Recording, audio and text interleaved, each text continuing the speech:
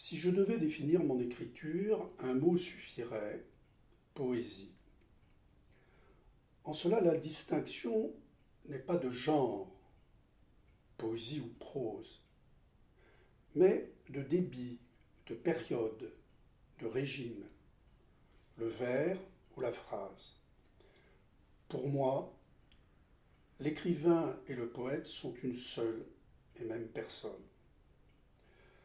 Le livre que je viens de faire paraître, Des astres errants, s'inscrit dans cette logique.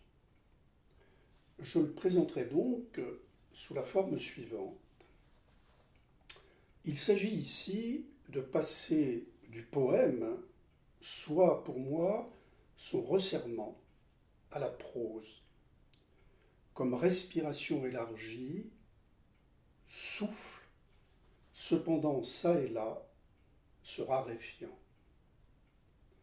Prose ainsi, au sens où Mallarmé dit que vers il y a, sitôt que s'accentue la diction, rythme dès que style.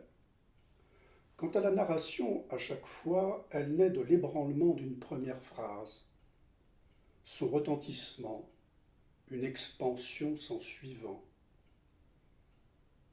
Par ce commencement, le récit requiert sa tonalité, son espace, son climat propre, délimite une ère souveraine de lecture.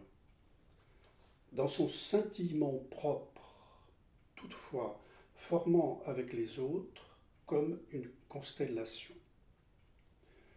Je me propose donc de lire le début de chacun des 6 textes qui constituent ce livre. Si imprudents que nous errons dans les temps qui ne sont pas nôtres. Pascal. Froidureux. Le temps venu de la glace qui poigne les os, poigne les os. Achebé bat la campagne avec la faim des loups, peste soit de lui.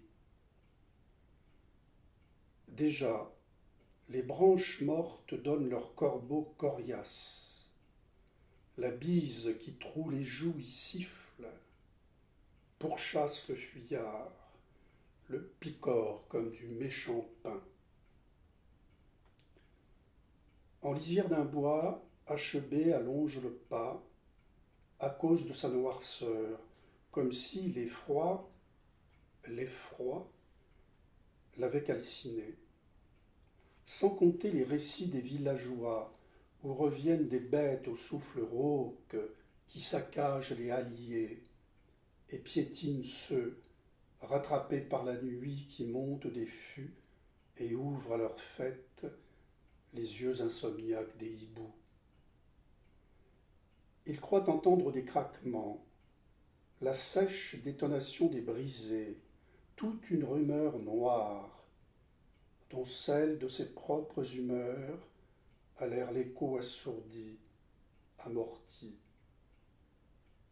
Mais, longer cette carcasse sombre qu'a laissé l'hiver est long.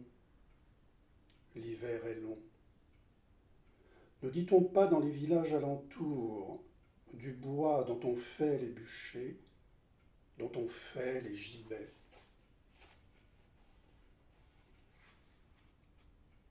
Piéton. C'est le moment ou jamais de ne plus être qu'un passant que le brouillard attendait dans la rue.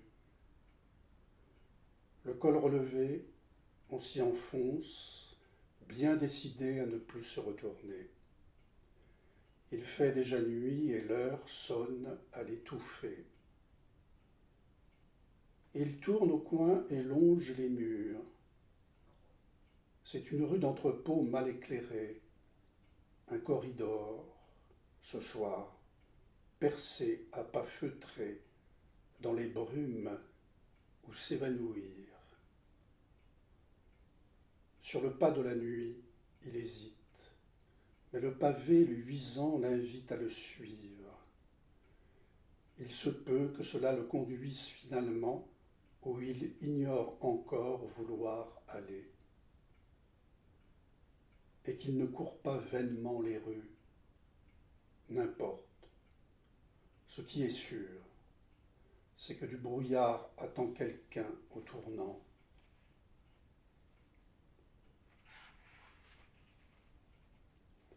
La nuit dessillait, et la nuit descendit dans mes yeux. Pourtant, pèlerin sur la terre, les chemins m'appelaient, que mon bâton frappe le socle de mon âpre pays. Mais comment ne me perdrais-je pas, à tâtons par le monde éteint, comme, dans mes cieux morts, brillerait mon étoile, avec pour seule espérance quand je trébucherai, que Dieu relève tous ceux qui tombent. Seul au milieu de la lande, je mendiais au vent, comme mes frères aveugles, accroupis au coin de leur nuit. Je connus le désespoir, la peur et le désespoir, car je fus petit enfant qui tremble dans le noir, appelant ma mère qui appela sur moi la nuit, qu'elle me prenne par la main. Pauvre de moi. Dans l'impasse. Reprenons. J'habite donc l'impasse au fond de laquelle m'attendait le mort. Oui, c'est bien moi qui ai donné l'alerte. La nuit était tombée et il neigeait. Vu l'éclairage, c'est une chance, si on peut dire, que je l'ai vu comme j'ouvrais la porte. La neige ne l'avait pas encore complètement recouvert. J'ai d'abord pensé à un sac de feuilles éventrées. Hésitant, j'ai vu le corps, le cadavre, quoi. Ma chambre donne sur l'impasse, et en me penchant à la fenêtre pour regarder tomber la neige, comme ça m'arrive quand je me suis crevé les yeux sur mes pattes de mouche, je l'aurais peut-être vu aussi.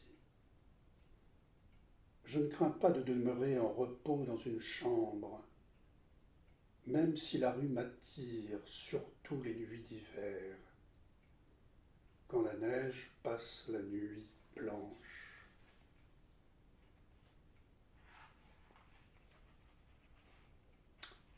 Métro C. Je suis le scribe du sous-sol qui place son mot entre les dents de ceux qui se sont tus. Où je suis résonne d'un grand silence, de loin en loin troublé par le bruit des rames sur le fleuve. C'est la pénombre autour du guichet mal éclairé où je me tiens. Au-dessus de ma tête, une lampe suspendue comme une étoile vacillante. Je tiens scrupuleusement mon registre sous la menace de son extinction. Je ne me souviens pas être jamais monté à la surface, là d'où viennent les défunts, à ce que je crois. Ne quittant pas mon poste d'aiguillage, comme je dis pour rire, je n'ai pas non plus dû voir le fleuve, qui n'existe que par les coups espacés de rames, si jamais c'est un fleuve. Reclus, à force de m'agripper au temps qui passe, on me voit les os des mains. Je fais pourtant mine de ne pas bouger, ou le moins possible.